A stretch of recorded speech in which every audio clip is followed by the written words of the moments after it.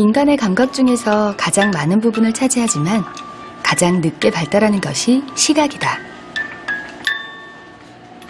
겨우 빛과 그림자만 구분하던 눈으로 색을 보게 되는 건 생후 3개월 무렵. 이 기간에 시각 자극을 받지 못하면 아이는 평생 앞을 볼 수 없다.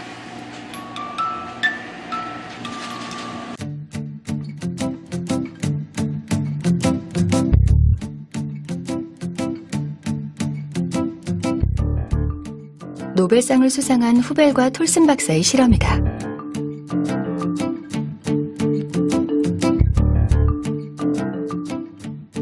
생후 2개월 된 아기 고양이의 한쪽 눈을 꿰매 한동안 시각 자극이 들어오지 못하도록 차단한다.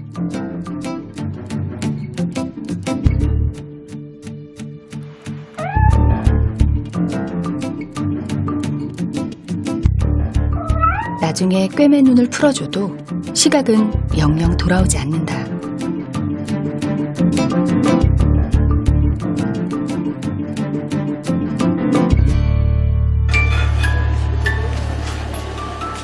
자극이 사라지면 시각을 처리하는 뇌의 기능도 함께 잃는다. 인간의 뇌를 만들고 성장시키는 건 감각하는 환경이다. 다른 동물들은 어미 뱃속에서 이미 뇌의 상당 부분을 완성한 후에 태어난다. 태어나자마자 홀로 서고, 걷고, 움직일 수 있는 이유다.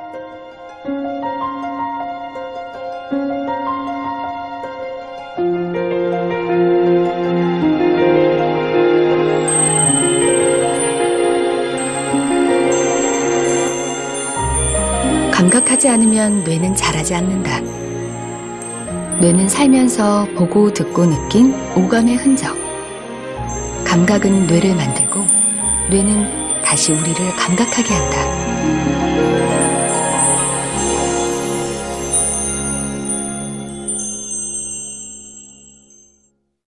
거의 다 나온다. 그렇지. 하나, 둘, 셋.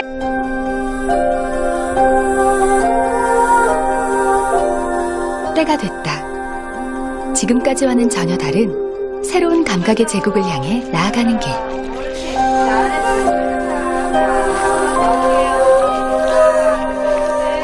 좁은 산도를 통과하는 동안 천문이라는 6개의 틈새로 이어진 두개골은 자유자재로 그 모양을 바꾼다. 천문은 뇌가 성장할 수 있도록 열린 공간이다. 천천히, 천천히, 천천히. 하나, 둘, 하나만 더 할게요. 나오는 거예요. 하나 더 할게요.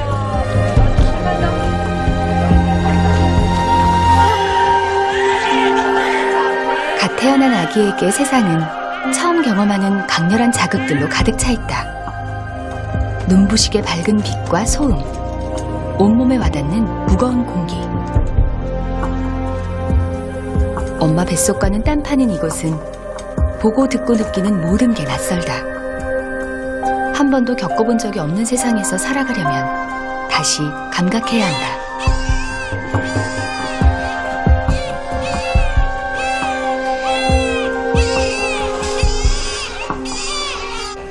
혼란스럽고 두려운 와중에도 단 하나, 친숙한 감각이 있다. 바로 엄마다. 악둥아, 악둥아, 악둥아. 아직 눈으로 엄마를 볼 순 없지만 목소리만 듣고도 알 수 있다. 양쪽에서 자신을 부르는 소리에도 아기는 온 힘을 다해 엄마가 있는 곳으로 고개를 돌린다. 뱃속에서부터 들었던 엄마의 목소리를 기억하는 것이다. 악둥아, 악둥아.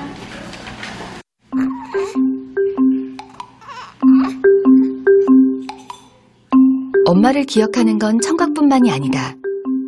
거즈에 엄마의 젖과 다른 산모의 젖을 묻혀 냄새를 맡게 하면 주저할 새도 없이 엄마의 젖 냄새가 나는 쪽으로 방향을 튼다.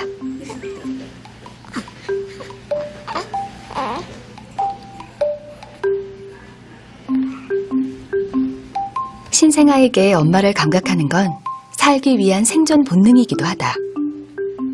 엄마 품을 벗어나 혼자 살아갈 수 없는 아기는 어느 쪽에 있든지 엄마의 젖 냄새를 정확하게 찾아낸다.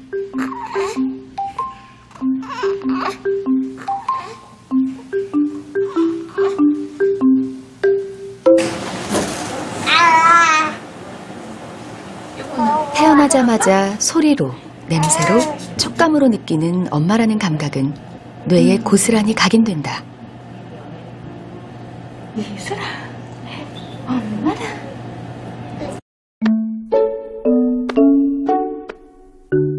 등을 토닥이는 따뜻한 손길과 다정한 목소리, 품에 안겼을 때 맞는 포근한 채취가 엄마라는 기억으로 평생 뇌 안에 저장되는 것이다.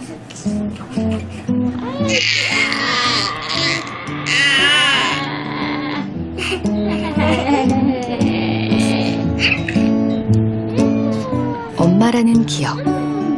그것은 아기에게 세상은 안전하다는 뜻으로 다가온다.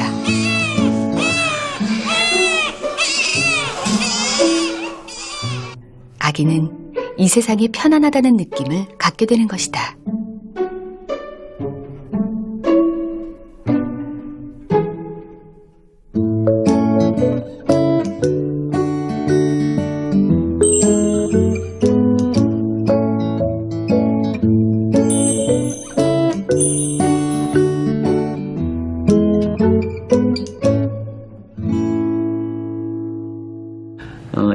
아기를 안아주고 엄마한테 이렇게 젖을 주고 이런 과정 통해서는 우리가 감각만 전하는 것들이 아니라 아까 말씀드린 대로 애가 자기가 이제 안전하다, 안도감이나 감정들을 같이 전달해 주기 때문에 뇌가 발달할 때 어떤 터치라든지 이런 걸 통해서 정서적 안정을 가지고 있는 사람은 스트레스 상황에 대해서 적절하게 적응할 수 있지만은 그런 것들이 안 되는 사람들은 스트레스에 굉장히 예민해져 가지고 우리가 이제 감당하지 못할 스트레스 반응이 나타난다든지 하기 때문에 뭐 여러 가지 그 질병의 노출이라든지 뇌 발달하는데 장애를 유발할 수가 있다고 생각합니다.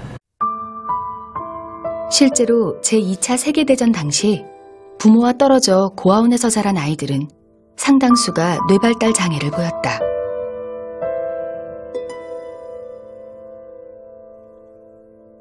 머리를 흔들며 이상행동을 보이거나 깨끗한 환경과 충분한 음식을 제공받았음에도 불구하고 이유 없이 사망하는 경우도 있었다. 엄마의 부재로 인한 접촉의 결핍이 낳은 결과.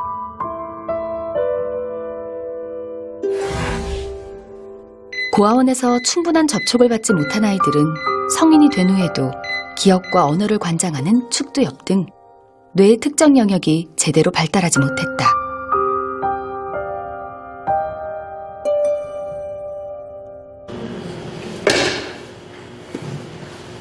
감각의 결핍은 언어 발달에도 치명적이다. 아기 좋아. 아기가 처음으로 말을 배우는 과정은 옹알이를 통해서다.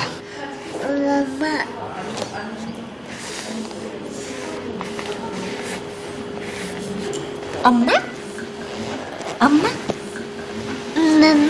엄마? 가까이 있는 누군가의 입모양을 보고 소리의 변화를 들어야 가능한 일. 그렇지 않으면 말을 배울 수 없다.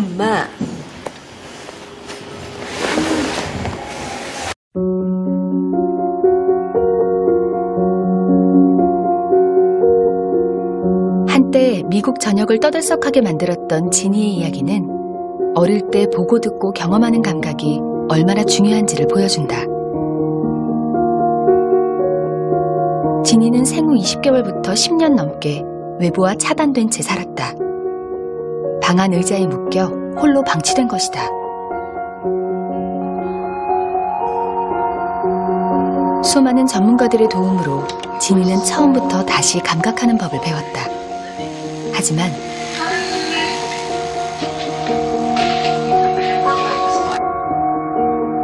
언어만큼은 시간이 지나도 나아지지 않았다. 언어를 배우기 위한 결정적 시기를 이미 놓친 것이다. 뇌는 어떤 특정한 기간 동안 특정 그 자극에 노출이 충분히 되어야지만 뇌가 발달을 할 수 있습니다. 뇌 발달에서는 특정 경험에 영향을 가장 민감하게 받는 시기를 바로 결정적인 시기라고 합니다. 뇌 발달에서 이러한 기간을 놓쳐버리게 되면 발달의 지체를 유발하게 됩니다. 사실 시각 기능만 봐서도 우리가 시각 기능이 4, 5개월 전에 제대로 된 시각 정보를 받아들이지 못하면 어떤 시지각 발달에 문제가 발생하게 됩니다. 그 박탈기간 이후에 다시 트레이닝을 하게 되면 부분적인 회복은 가능하나 정상적인 어떤 상태까지 가는 데는 좀 어려움이 있습니다. 소리도 앉아. 오감을 통해 보고 듣고 접촉하면서 뇌는 폭발적으로 성장한다. 하지만 뇌가 한창 발달할 시기에 감각이라는 자극을 받지 못하면 뇌는 성장을 멈추고 오히려 퇴행한다.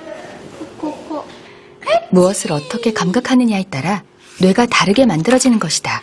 으아, 큰일 났네. 큰일 났어. 아이고 잘 먹는다.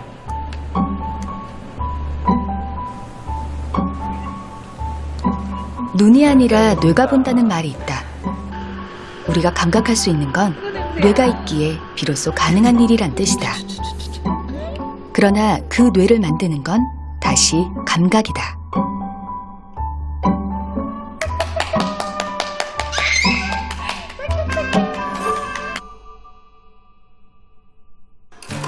태어날 때 성인 뇌의 25%에 불과하던 뇌는 새롭게 배우고 감각하는 동안 폭발적으로 성장한다. 성인이 돼도 뇌는 변화를 멈추지 않는다.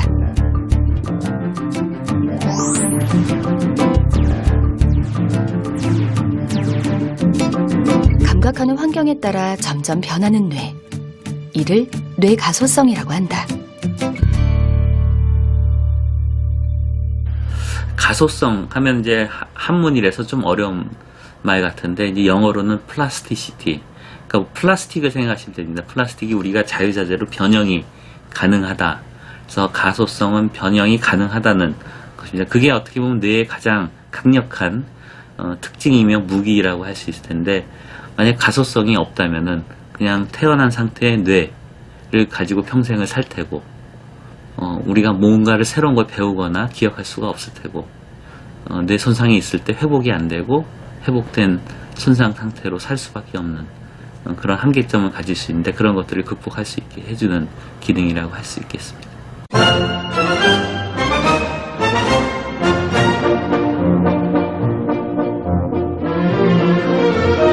사람의 뇌가 처음 만들어지는 건 유전자의 힘이다. 하지만 세상에 태어나기 전까지 태아의 뇌를 결정짓는 것은 감각이다.